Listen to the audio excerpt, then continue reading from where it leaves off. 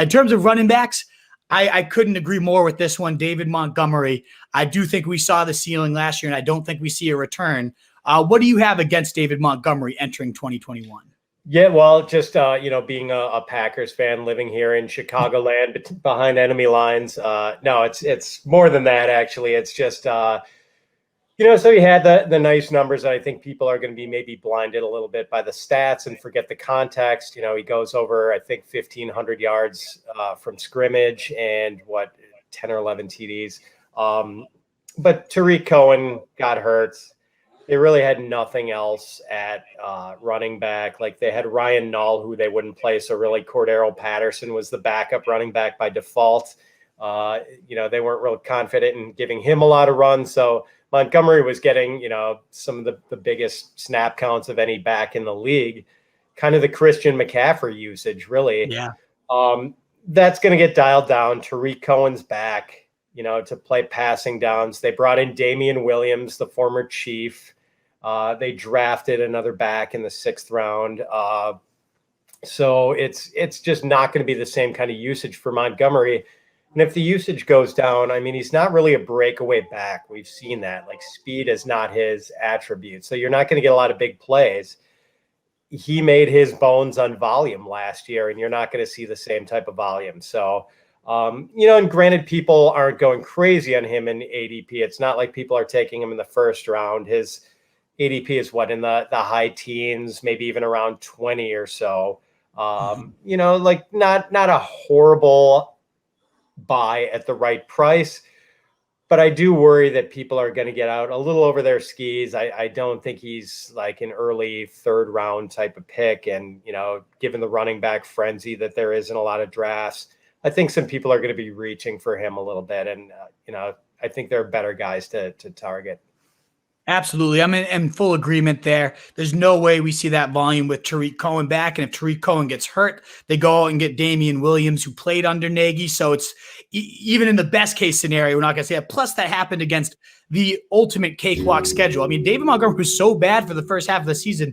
I remember on our mid-year strength of schedule show, he's got by far the easiest cakewalk schedule. It is a damn shame because what a waste that this guy has the easiest schedule. And then, of course, he goes and was the number 2 or 3 scoring running back with that schedule. But he benefited from that. Plus, Nagy gave up play calling duties, which he has now since reclaimed.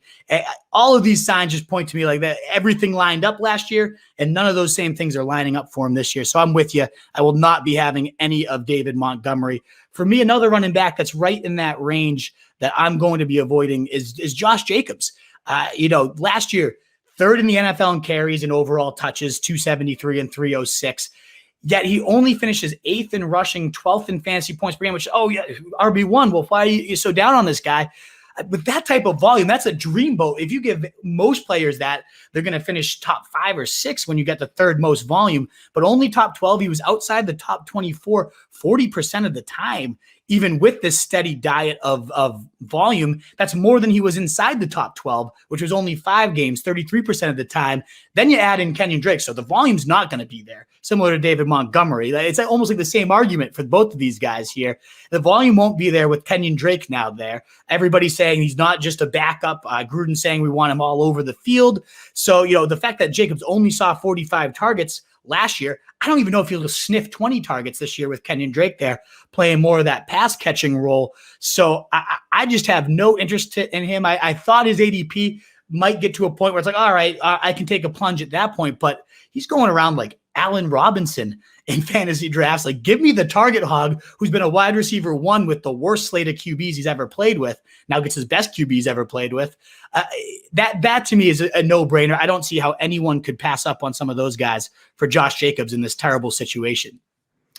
Yeah, you kind of nailed it about the usage. They bring in Drake, and as you said, that all over the field usage. That's what I was kind of hoping we were going to see with Josh Jacobs. But they're using him like, your old New England Patriot LeGarrette Blount, where it's like no usage in the passing game, just this between the tackles sledgehammer.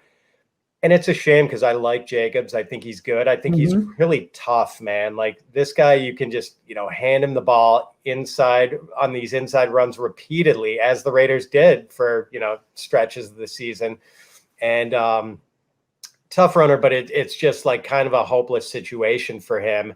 Like there's not a lot of upside if he's not going to get the passing game usage. They're not really looking to get him into space, get him wide. It's just kind of this one note usage for him. And I kind of see the same thing you do. What is up, you fantasy wolf? Thanks so much for tuning in. If you haven't already, share your thoughts in the comments, check out some more videos, and join the newest Wolfpack by subscribing below.